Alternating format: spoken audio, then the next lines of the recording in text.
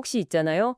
아, 세상을 조금이라도 좀 바꿔보고 싶다. 이런 마음은 막 굴뚝 같은데, 막상 현실에서는 나 같은 사람이 뭘 할 수 있겠어. 이렇게 좀 주저앉게 되는 순간 있지 않으셨나요? 네, 누구나 그런 경험 한두 번쯤은 있을 법하죠. 오늘 저희가 같이 좀 살펴볼 자료 속에 해나라는 학생이 나오는데 딱 비슷한 좌절을 겪었더라고요. 아, 그 엘릭스 부닥의 체인지메이커 마인드셋, 발췌본 말씀이시죠? 네, 맞아요. 그걸 중심으로 그냥 뭐 자기 개발 이걸 넘어서 세상을 좀 긍정적으로 움직이는 사람들, 그 사람들의 핵심적인 사고방식, 바로 체인지 메이커 마인드셋에 대해 좀 깊이 파헤쳐보려고 합니다. 좋습니다. 이 마인드셋, 이게 대체 뭔지, 또 왜 우리한테 필요하고, 이걸 각자 어떻게 좀 발견하고 키워나갈 수 있을지 그 핵심을 한번 제대로 뽑아보죠. 네, 그냥 막연한 희망, 이게 아니라 진짜 구체적인 행동으로 나아가는 힘, 그 근원을 한번 들여다보는 시간이 될 겁니다. 좋습니다. 그럼 이 체인지 메이커 마인드셋 도대체 뭘까요? 자료 보니까 변화를 만들 힘이 내 안에 있다 이렇게 믿고 어려운 상황에서도 가능성을 찾는 태도라고 하던데요. 네, 그 캐럴 드웨이의 성장 마인드셋하고 좀 연결되면서도 약간 결이 다르죠. 맞아요. 성장은 아무래도 나에게 좀 초점을 맞추는데 이건 세상을 향한 어떤 행동까지 포함하는 것 같아요. 정확히 보셨습니다. 나는 성장할 수 있다. 이걸 넘어서 나는 변화를 만들 수 있다. 딱 이 믿음인 거죠. 근데 이게 되게 흥미로운 점이 뭐 특별한 사람만 갖는 게 아니라는 거예요. 자료에도 나오지만 뭐 수감자부터 CEO까지 누구나 학습하고 훈련할 수 있다는 건데요. 누구나 가능하다는 거군요. 네, 그렇죠. 마치 뭐랄까 근육 키우듯이 의식적인 노력이 필요한 과정이다. 이런 의미로 받아들이면 좋을 것 같아요. 아하, 과정이라는 점, 누구나 배울 수 있다는 점이 되게 인상적이네요.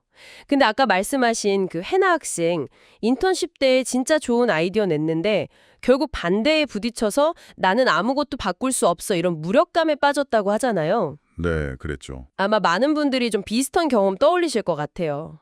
그쵸? 이런 좌절 앞에서 그럼 어떻게 다시 일어설 수 있을까요? 바로 그 지점에서 이 마인드셋의 세 가지 핵심 요소가 정말 중요해집니다.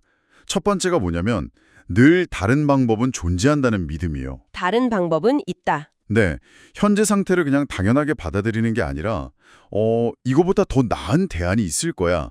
이렇게 생각하면서 끊임없이 탐색하는 태도죠. 아, 그거 생각나네요. 그 웹브라우저 연구 결과요. 그냥 기본으로 깔린 브라우저 쓰는 대신에 굳이 다른 브라우저, 뭐 파이어폭스나 크롬 같은 걸 찾아서 설치한 직원들 있잖아요. 네네. 그 사람들이 업무 성과나 근속 기간이 더 좋았다는 이야기. 이게 단순히 브라우저 성능 문제가 아니라 그렇죠.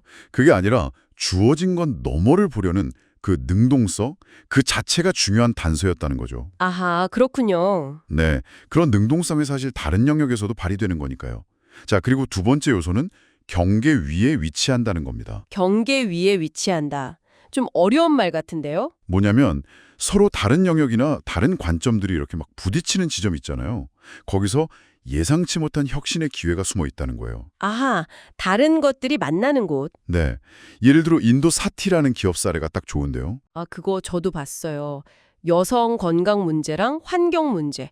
어떻게 보면 완전 다른 두 영역인데 그 교차점에 딱 주목했죠. 맞아요. 바나나 섬유로 생리대를 만들어서 저렴하게 공급하면서 동시에 기존 생리대 폐기물 문제까지 해결했잖아요. 네. 그 창업자가 제품의 전 생애 주기를 고려해야 진정한 혁신이다. 이렇게 말했다는데 진짜 왜 중요한지 알겠더라고요. 연결고리를 찾는 시야, 이게 필요하군요. 정확합니다. 자, 마지막 세 번째는 희망을 학습한답니다. 희망을 학습한다? 희망도 배우는 건가요? 네, 이게 그냥 어떻게든 잘 되겠지 하는 막연한 낙관하고는 좀 거리가 멀어요. 그 리베카 솔릿이라는 작가가 말했듯이 희망은 뭐 복권 당첨 기다리는 게 아니라 비상시에 문을 부수는 도끼처럼 행동과 목적의식이 결합된 아주 능동적인 자세인 거죠. 도끼요? 와, 비유가 강력한데요? 그렇죠. 마틴 셀리그만의 학습된 낙관주의하고도 좀 맞닿아 있는데 결국 좌절을 배움의 기회로 해석하는 능력을 키우는 거예요. 아, 그 다다라오 밀로레시 이야기가 딱 그거겠네요.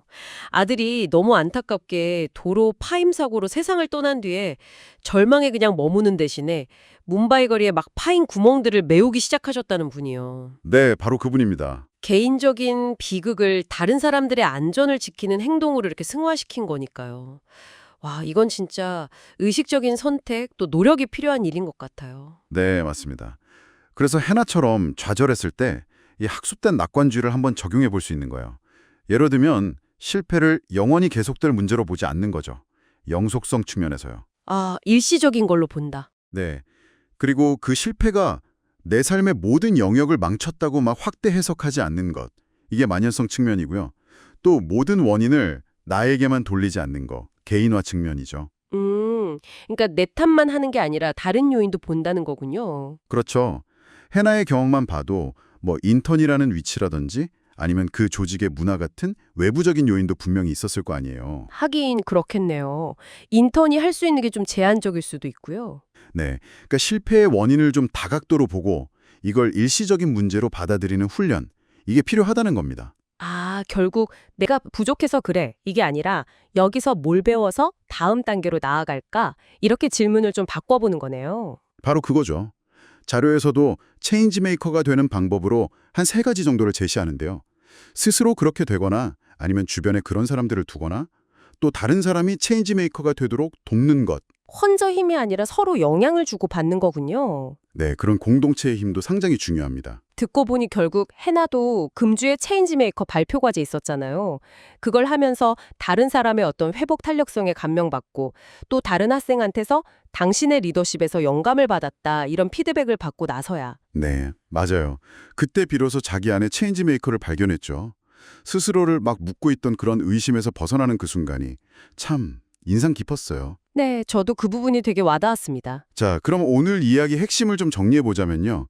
이 체인지 메이커 마인드셋은 변화의 가능성을 믿는 데서 시작해서 익숙한 경계를 좀 넘나들면서 새로운 해법을 찾고 결국에는 행동으로 희망을 구체화하는 그런 능동적인 태도라고 할 수 있겠습니다. 네. 근데 정말 중요한 건 좌절 앞에서 포기하지 않고 계속 배우고 시도하기를 선택하고 또 연습하는 그 과정이라는 점이죠. 선택하고 연습하는 과정. 어쩌면 지금 이걸 듣고 계신 여러분도 해나처럼 뭔가 보이지 않는 벽 앞에서 좀 망설이고 있을지도 모르겠습니다. 그럴 수 있죠. 오늘 당장 뭐 거창한 변화는 아니더라도요. 아주 사소한 문제 앞에서 혹시 다른 방법은 없을까? 하고 딱 한 번만 더 질문해 보거나 아니면 늘 가던 길 말고 옆길로 살짝 빠져보거나 네, 작은 시도 좋죠. 혹은 좀 무력감이 들 때 아주 작은 행동 하나라도 그냥 시도해보는 건 어떨까요? 어쩌면 그게 여러분 안에 있는 체인지 메이커를 깨우는 첫걸음이 될 수도 있지 않을까 싶습니다. 네, 충분히 그럴 수 있습니다. 더 깊은 이야기가 궁금하시다면 오늘 저희가 참고한 자료들을 직접 한번 찾아보시는 것도 좋은 경험이 될 거라고 생각합니다.